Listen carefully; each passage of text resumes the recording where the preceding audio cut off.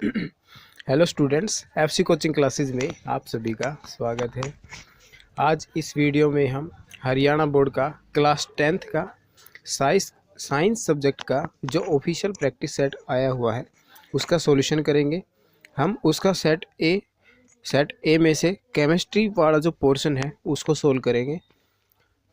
तो चलिए देखते हैं। इसके अंदर हमें फर्स्ट क्वेश्चन दे रखा है एमसीक्यू टाइप में और इसके अंदर पूछा गया है कि फर्स्ट क्वेश्चन के अंदर कि which of the following is chemical formula of bleaching powder, कि ब्लीचिंग पाउडर का इसमें से फॉर्मूला कौन सा है। तो हमें पता है ब्लीचिंग पाउडर का फॉर्मूला है कैल्शियम ऑक्सीक्लोराइड। तो अब बाकी जो यहाँ पे फॉर्मूले लिखे हुए हैं हमें उनके नाम भी पता होने चाहिए। तो यहाँ पे जो हमारे पास कैल्शियम ऑक्साइड लिखा हुआ है इसका नाम है कैल्शियम ऑक्साइड, और इसके कॉमन नेम जिसको हम उसको क्विक लाइम भी बोलते हैं, क्विक लाइम, और हम इसको बर्नट लाइम भी बोलते हैं, BURNT, बर्नट लाइम। और इसको सिर्फ लाइम भी बोला जाता है, कहीं पे ऐसा लिखा रहे लाइम, सिर्फ लाइम, और या फिर इसका नाम पेबल लाइम। तो ये हमारे पास कैल्शियम ऑक्साइड के, ये कैल्शियम ऑक्साइड ये इसका आयुपैक नेम है। Quick lime, burnt lime, lime और पेबल लाइम ये इसके कॉमन नेम है। अब हमारे पास कैल्शियम ऑक्सीक्लोराइड जिसका कॉमन नेम है ब्लीचिंग पाउडर, तो हम इसका नाम लिख देते हैं। वैसे इसका आयुपैक नेम क्या है, कैल्शियम हाइपोक्लोराइड।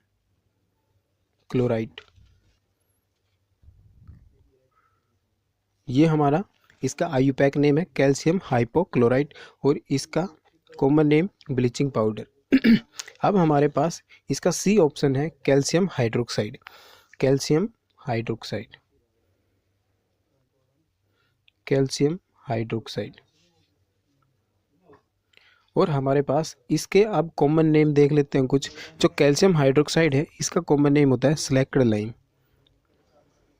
स्लैक्ड लाइम या कास्टिक,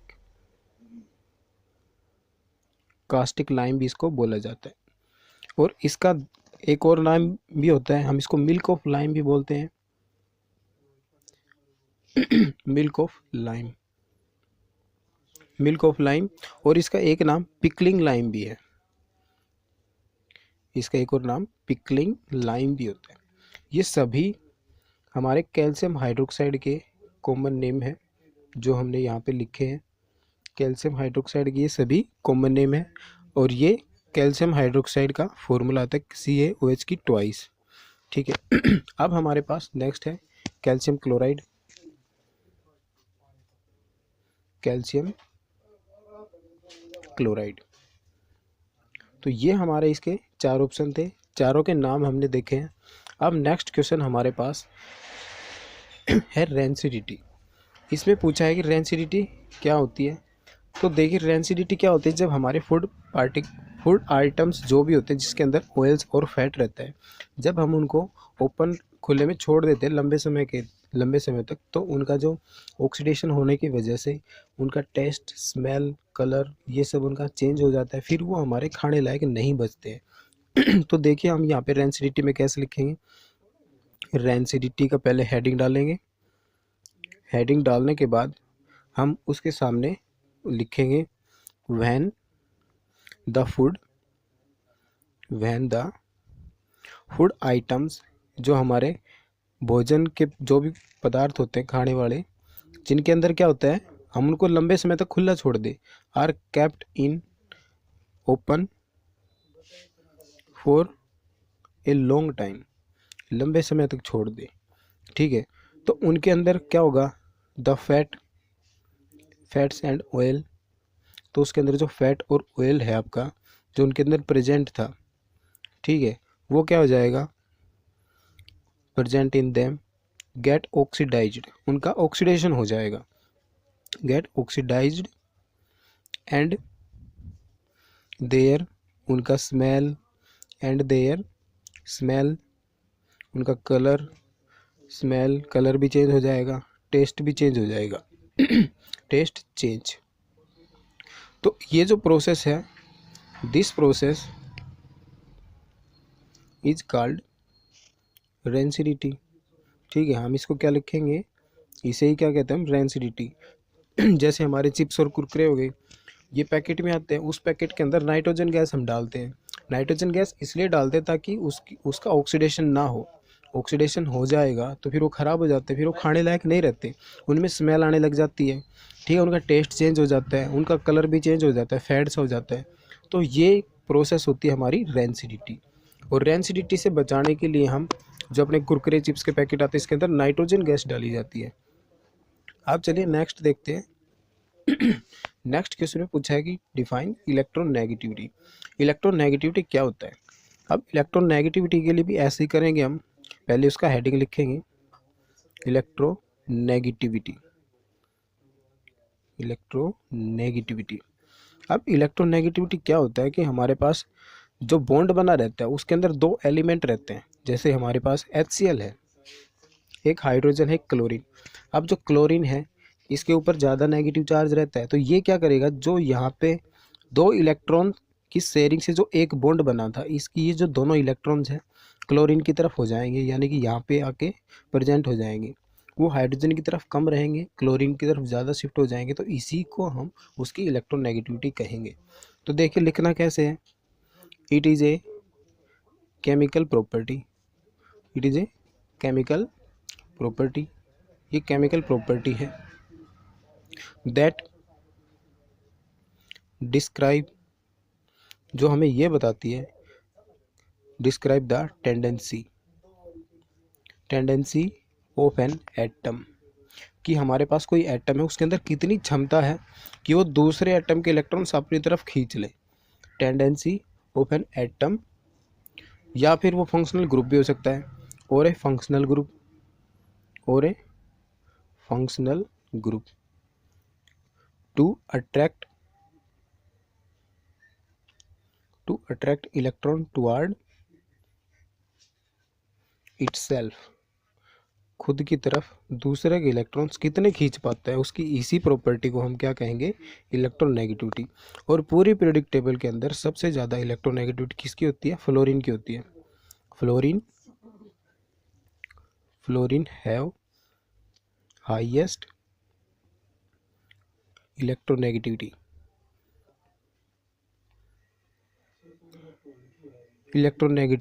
और कितनी होती है, इसकी रहती है 3.98, और ये नियरली इक्वल लिखी जाती है 4 के। ठीक है, ये हमारी इसकी इलेक्ट्रोनेगेटिविटी की वैल्यू है फ्लोरीन की, जो कि पूरी पीरियोडिक टेबल में सबसे ज़्यादा होती है। तो चलिए अब नेक्स्ट क्वेश्चन देखते हैं हम अपना। हमें नेक्स्ट क्वेश्चन में पूछा है why is respiration considered as exothermic reaction, कि जो हमारे पास रेस्पिरेशन होता है, जो हम रेस्पिरेशन करते हैं, सांस लेते हैं। ठीक है, रेस्पिरेशन, सांस लेने के बाद जो ऑक्सीजन अंदर जाता है, हमारे फूड का ऑक्सीडेशन होता है, हम उस कंप्लीट प्रोसेस को रेस्पिरेशन बोलते हैं। तो चलिए देखते हैं हम कि रेस्पिरेशन में यहाँ पे हो क्या रहा है। तो लिखेंगे यहाँ पे हमारा आंसर कि ड्यूरिंग रेस्पिरेशन के दौरान, ड्यूरिंग रेस्पिरेशन जो हमने कार्बोहाइड्रेट भोजन खाया था, उससे हमें कार्बोहाइड्रेट उसके अंदर प्रेजेंट रहता है। During respiration carbohydrate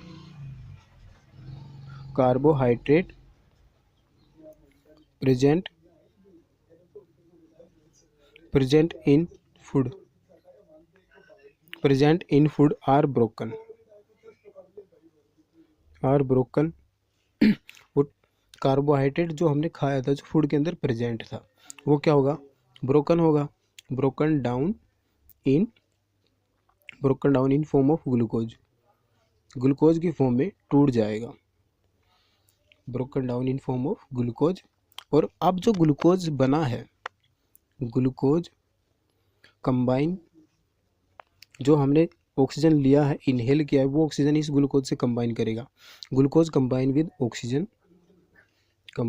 oxygen and release energy, और क्या करेगा, एनर्जी रिलीज करेगा, कहाँ पे, in the cell, and combine with oxygen in the, अपनी सेल्स के अंदर, इन द सेल्स, और आवर बॉडी, और हमें क्या प्रोवाइड करेगा, एंड प्रोवाइड एनर्जी, और हमें क्या प्रोवाइड करेगा, एनर्जी। हमने जो भोजन खाया उससे हमें कार्बोहाइड्रेट मिला, कार्बोहाइड्रेट का ऑक्सीडेशन हुआ, उस फिर वहाँ से हमें क्या मिला, ग्लूकोज। अब ग्लूकोज ऑक्सीजन से कंबाइन करेगी और हमें एनर्जी प्रोवाइड करेगी। हम ये रिएक्शन भी लिख सकते हैं, अब यहाँ पे लिख देंगे so respiration is an exothermic reaction,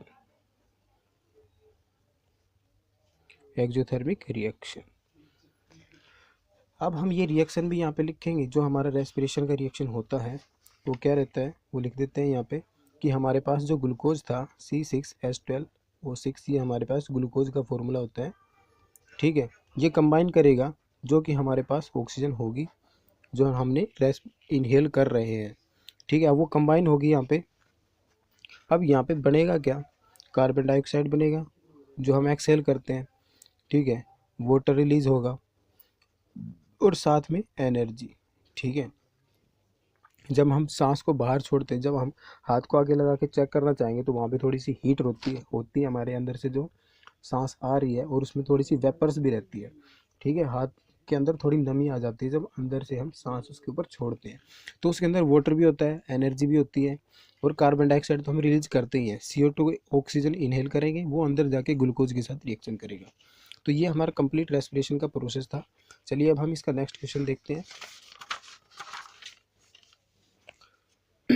हमारा नेक्स्ट क्वेश्चन है, हमसे यहाँ पे पूछा गया है कि give 2 use of washing soda and 2 use of baking soda. हमें यहाँ पे 2 यूज़ वॉशिंग सोडा के और 2 बेकिंग सोडा के बताने। तो चलिए सबसे पहले हम वॉशिंग सोडा के लिख लेते हैं। वॉशिंग सोडा है, उसके यूज़, वॉशिंग सोडा का पहला यूज, वॉशिंग सोडा को सबसे इजी यूज़ तो क्या है इसका कि हम इसको परमानेंट हार्ड, जो वाटर की परमानेंट हार्डनेस होती है उसको रिमूव करने में यूज़ करते हैं। It is use to remove permanent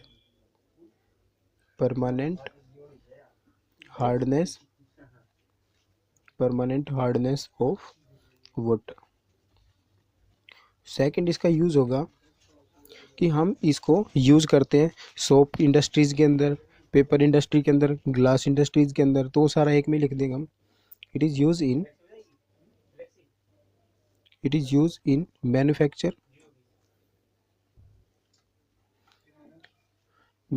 of soap, paper, glass.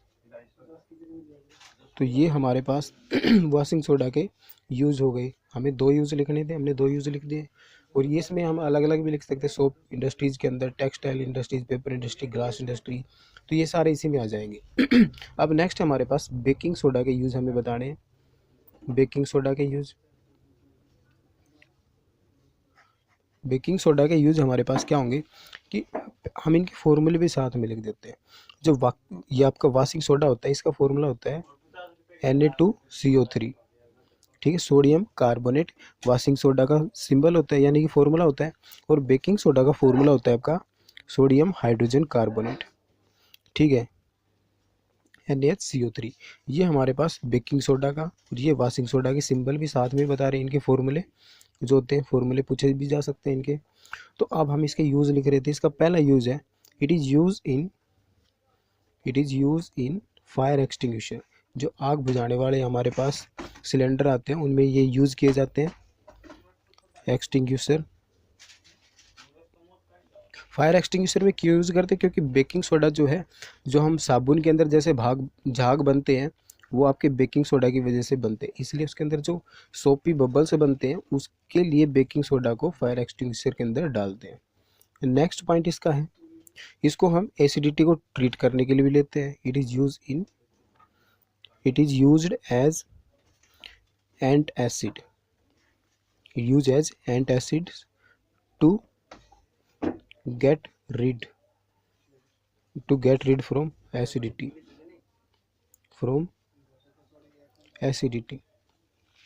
हमारे स्टमक के अंदर जब एसिडिटी हो जाती है, जलन हो जाती है तो उससे बचने के लिए हम इनो लेते हैं, लेकिन इनो नहीं हो तो घर के अंदर बेकिंग सोडा तो रहता ही है, उसको वाटर के अंदर डिजोल्व करके हम ले सकते हैं। तो वो क्या करेगा, यहाँ पे एसिडिटी को ट्रीट करने में यूज़ किया जाता है, क्योंकि आपका baking soda basic in nature होता है और ये आसानी से क्या कर देता है, हमारी एसिडिटी को ट्रीट कर देता है। तो चलिए अब नेक्स्ट देखते हैं, हमारे पास नेक्स्ट क्वेश्चन है कि जो मॉडर्न पीरियोडिक टेबल है उसके अंदर एटॉमिक साइज कैसे वेरी करेगा जब हम आपकी पीरियोडिक टेबल के अंदर मूव करेंगे टॉप, ये डाउन से टॉप की तरफ, ठीक है, टॉप से बॉटम की तरफ, यानी ऊपर से नीचे की तरफ आएंगे तो पीरियोडिक टेबल के अंदर एटॉमिक साइज बढ़ेगा घटेगा, ऐसे पूछ रहा है, और क्यों घटेगा बढ़ेगा उसका रीजन भी बताना है। तो चले देखते हैं इसके अंदर क्या लिखना है। इसके अंदर लिखेंगे कि जो आपका एटॉमिक साइज है, इसके अंदर लिखेंगे atomic size, atomic size increase, atomic size increase होगा as we move from top to bottom. जब हम ऊपर से नीचे की तरफ आएंगे तो हमारा एटॉमिक साइज बढ़ेगा, ठीक है, टॉप टू बॉटम ऑफ ए, और ग्रुप में पूछा है, ग्रुप के अंदर ऑफ ए ग्रुप। अब क्यों उसका रीजन भी देना है तो इसलिए लिखेंगे बिकॉज, क्यों बढ़ रहा है, because as we move down, जैसे कि हम नीचे जाएंगे ग्रुप के अंदर, down in the group a new, तो उसमें न्यू सेल बढ़ती जाएंगी, न्यू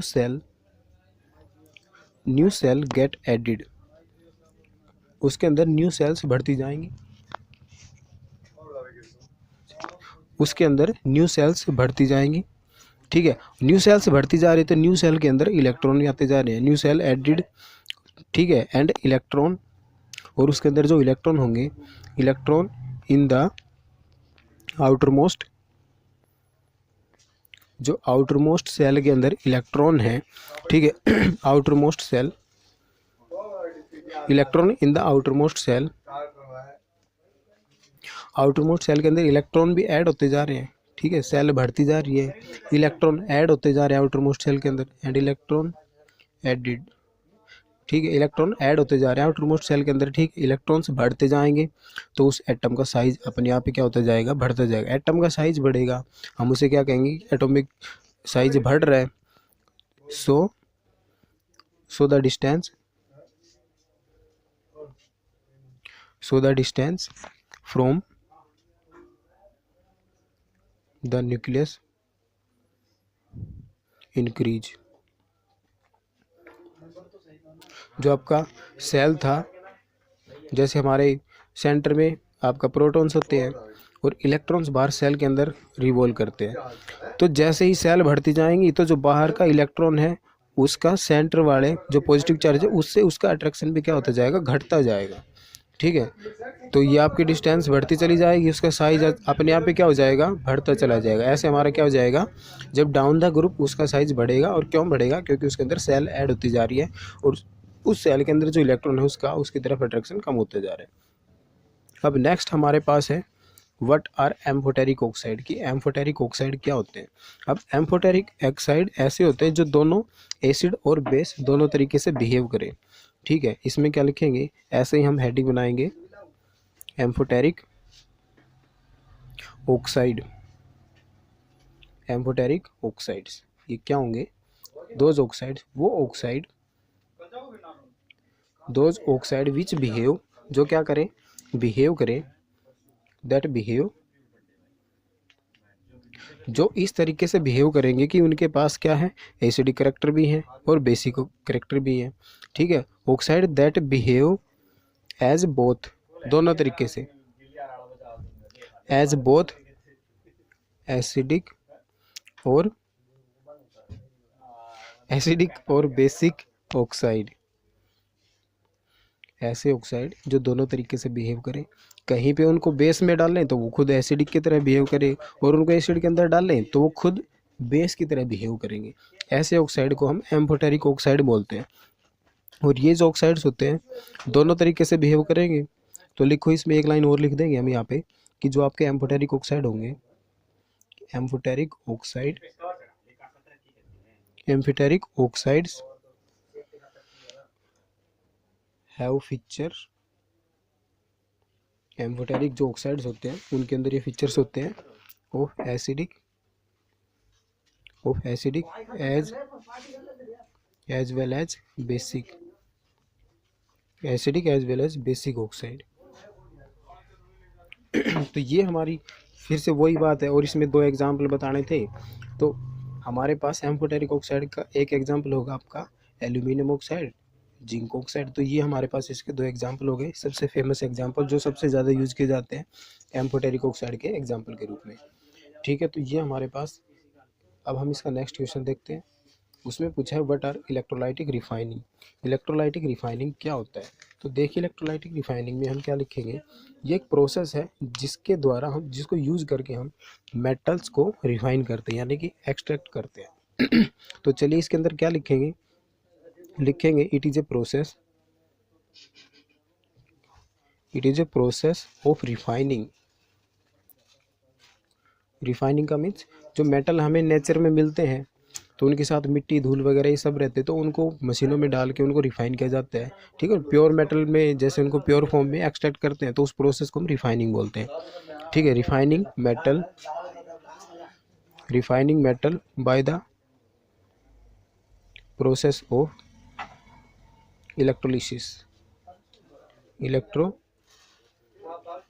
इलेक्ट्रोलिसिस की प्रोसेस, यानी उसके अंदर से क्या करेंगे, इलेक्ट्रिसिटी को पास करेंगे। तो उस मेथड को हम इलेक्ट्रोलाइट, यानी यहाँ पे इलेक्ट्रोलाइट का मीन्स इलेक्ट्रिसिटी का यूज करके जो रिफाइनिंग की जा रही है उसी मेथड को हम क्या कहेंगे, इलेक्ट्रोलाइटिक रिफाइनिंग। तो अब इसके अंदर क्या लिखेंगे, इन दिस प्रोसेस, इस प्रोसेस के अंदर, in this process the anode, जो आपका एनोड रहेगा, हमारे पास इलेक्ट्रोलाइट्स के अंदर एनोड और कैथोड तो यूज करते हैं इलेक्ट्रोलिसिस के लिए।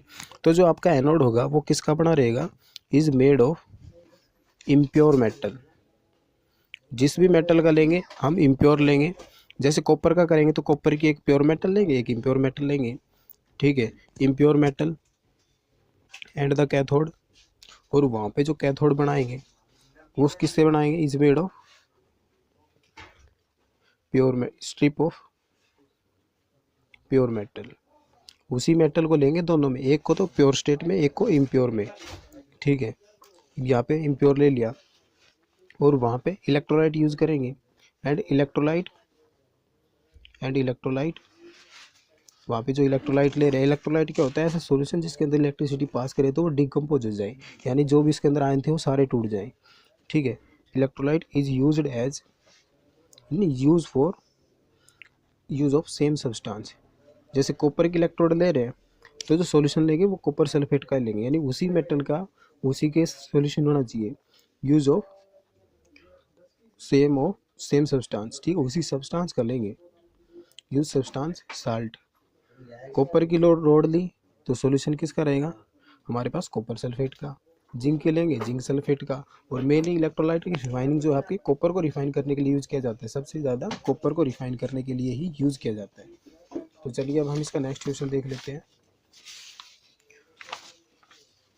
नेक्स्ट क्वेश्चन हमारे पास है व्हाट इज़ होमोलोगस सीरीज, कि जो हमारी होमोलोगस सीरीज है वो क्या होती है।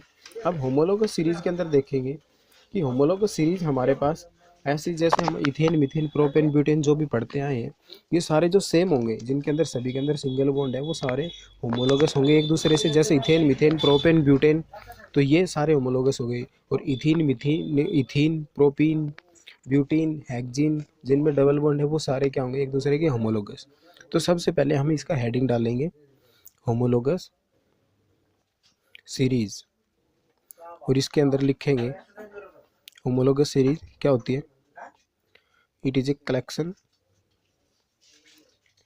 Collection of compound. ये उन कंपाउंड्स का कलेक्शन है जिनके अंदर क्या रहेगा, डिफरेंस रहेगा सिर्फ CH2 ग्रुप का, और उनका जनरल फॉर्मूला सेम रहेगा। ठीक है, with the same general formula सभी का सेम रहेगा। That differ only in the carbon chain, length. Carbon की जो चेन लेंथ होगी उनकी, सिर्फ उसमें ही डिफरेंट, कार्बन का ही डिफरेंस रहेगा, बाकी सब उनका जनरल फॉर्मूला सेम रहेगा। एग्जाम्पल जैसे हमने इथेन ले यहाँ पे, हम यहाँ पे ले रहे हैं प्रोपेन, ठीक है, ये हमारे पास प्रोपेन है। ऐसे ही ये होमोलोगस रहेगा, प्रोपेन आर होमोलोगस विद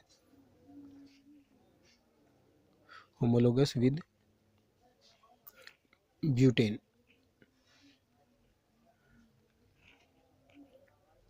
तो ये हमारे पास प्रोपेन है और ये हमारे पास ब्यूटेन है।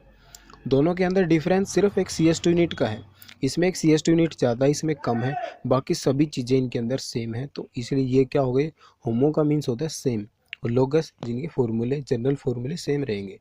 तो इनका जनरल फार्मूला भी सेम है, इसका जनरल फार्मूला भी सेम है, ठीक है। जनरल फार्मूले से मतलब जिस फार्मूले से बने, यहाँ पे कार्बन के नंबर कितने हैं 3, हाइड्रोजन कितने हैं 6, और 6 2 8, कितने हाइड्रोजन हो गए यहाँ पे। यहाँ पे जनरल फार्मूला बनेगा इनका CnH2n+2, और इसका जनरल फार्मूला भी क्या बनेगा CnH2n+2। जब इसके अंदर कार्बन की 3 की वैल्यू रखेंगे यहाँ पे 3, तो ये 3 दूनी 6 और 2 8, यहाँ पे हाइड्रोजन कितने हो जाएंगे 8, 3 6 2 8, और यहाँ पे भी इसी में यह रखेंगे कार्बन कितने 4, तो 4 दूनी 8 और 2 10, हाइड्रोजन यहाँ पे कितने हैं 3 6 और 8 10 हो गए। तो यहाँ पे दोनों का जनरल फार्मूला एल्केन वाला है, तो ये दोनों क्या हो गए होमोलोगस। अब नेक्स्ट देखते हैं, हमारे पास 3 कंपाउंड दे रखे हैं, उनके हमसे आईयूपैक नेम पूछे हैं। तो जो सबसे पहले दे रखा हमें CH3Br, इसका नाम आईयूपैक क्या रहेगा ब्रोमोमीथेन, या फिर हम इसका नाम क्या लिखेंगे, कार्बन के सबसे पहले लॉन्ग चेन देखते हैं, यहाँ पे एक ही कार्बन, तो उसमें क्या देखेंगे सीधा उसका नाम लिखेंगे कि पहले कार्बन के ऊपर ब्रोमीन लगा हुआ है, तो ये क्या हो जाएगा ब्रोमोमीथेन। ये हमारे पास इसका नेम हो गया ब्रोमोमीथेन, ठीक है। नेक्स्ट हमारे पास इनके लिए हम यूज़ करते हैं प्रोप, और सभी दोनों कार्बन के बीच में सिंगल बॉन्ड है, तो उसमें लिखेंगे प्रोपेन, और कीटोन वाला ग्रुप है उसके लिए हम क्या यूज़ करते हैं ONE, प्रोपेनोन। तो हमारे पास इसका नाम हो जाएगा प्रोपेनोन। और ये हमारे पास यहाँ पे इसके 2 कार्बन है, 2 कार्बन के लिए क्या यूज़ करते हैं इथ, और दोनों कार्बन के बीच में सिंगल बॉन्ड है उसके लिए क्या लगाएंगे AN, और जो आपका CHO ग्रुप है कीटोन वाला, ये एल्डिहाइड वाला ग्रुप, इसके लिए क्या लगाएंगे AL। तो ये हमारे पास इसका नाम हो गया इथेनल, ये हमारे पास प्रोपेनॉन, और ये हमारे पास ब्रोमोमीथेन। अब नेक्स्ट क्वेश्चन है हमारे पास, write the mechanism of cleaning action of soap, कि जो हमारे पास सोप होती है वो कैसे वर्क करती है, हमें उसका मैकेनिज्म लिखना है उसकी वर्किंग का। तो चलिए हम उसकी मैकेनिज्म लिखते हैं कि कैसे वो वर्किंग करेगा।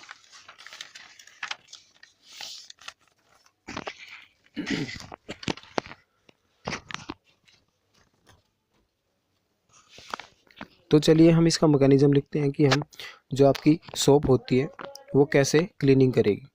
हम इसका आंसर लिखेंगे, जैसे ही हम सोप को डालेंगे, when soap is dissolve in water, जैसे हम सोप को वाटर के अंदर डालेंगे तो उसके अंदर जो माई सेल्स रहते हैं इट्स हाइड्रोफोबिक एंड, उसका हाइड्रोफोबिक एंड जो रहेगा वो चिपक जाएगा, किसके साथ अटैच, अपने आप को चिपका लेगा देमसेल्फ टू द डर्ट, जो भी गंदगी हमारे कपड़े के ऊपर लगी हुई है उससे, एंड और उसे क्या करेगा रिमूव करेगा, एंड रिमूव इट, और उसको हटा देगा वहाँ से, ठीक है, फ्रॉम द क्लॉथ, उसको कपड़े से हटा देगा। उसके बाद जो मॉलिक्यूल है आपका, देन द मॉलिक्यूल, जो सोप का मॉलिक्यूल है, then the molecule of soap arrange themselves, अपने आप को इस तरीके से अरेंज कर लेंगे वो, ठीक है, किसके अंदर माई सेल्स जो आपके थे, माई सेल्स का स्ट्रक्चर भी बनाएंगे, जो माई सेल फॉर्मेशन हुआ था, जो झाग से बन जाते हैं हमारे फ्रोथ, ठीक है, उसके अंदर माई सेल्स रहते हैं।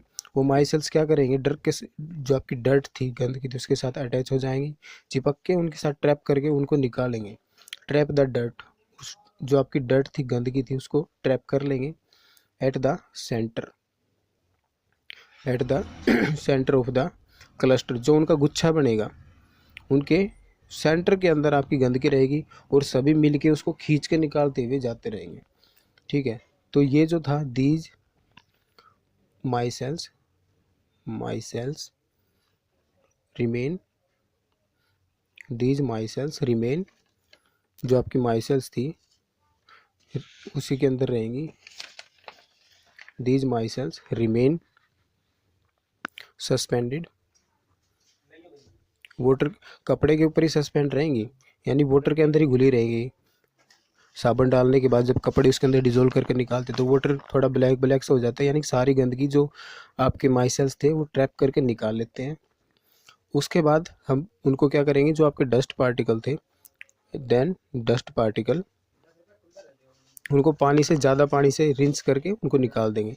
Dust particle are then easily rinsed by, rinse का मीन्स साफ करना, अच्छे से साफ करके निकाल देंगे। रिंस अवे बाई वाटर, ज़्यादा पानी के अंदर उनको डिजोल्व करके निकाल देंगे।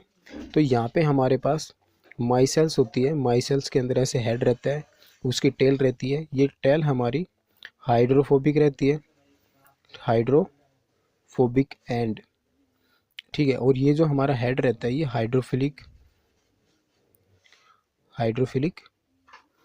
एंड रहता है उसका, ठीक है।